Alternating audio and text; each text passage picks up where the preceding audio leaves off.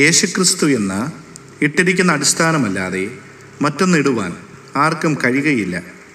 ആ അടിസ്ഥാനത്തിന്മേൽ ആരെങ്കിലും പൊന്ന്, വെള്ളി, വിലയേറിയ കല്ല്, മരം, പുല്ല്, വൈക്കോൽ എന്നിവ പണിയുന്നുവെങ്കിൽ അവനവൻ്റെ പ്രവൃത്തി വെളിപ്പെട്ടു വരും. ആ ദിവസം അതിനെ തെളിവാക്കും. അത് തീയോടെ വെളിപ്പെട്ടു വരും. ഓരോരുത്തൻ്റെ പ്രവൃത്തി ഇന്ന വിധമെന്ന് തീ തന്നെ ശോധന ചെയ്യും. കൊരിന്ത്യർക്കെഴുതിയ 1-ാം ലേഖനം 3-ാം അധ്യായം 11 മുതൽ 13 വരെയുള്ള വാക്യങ്ങൾ.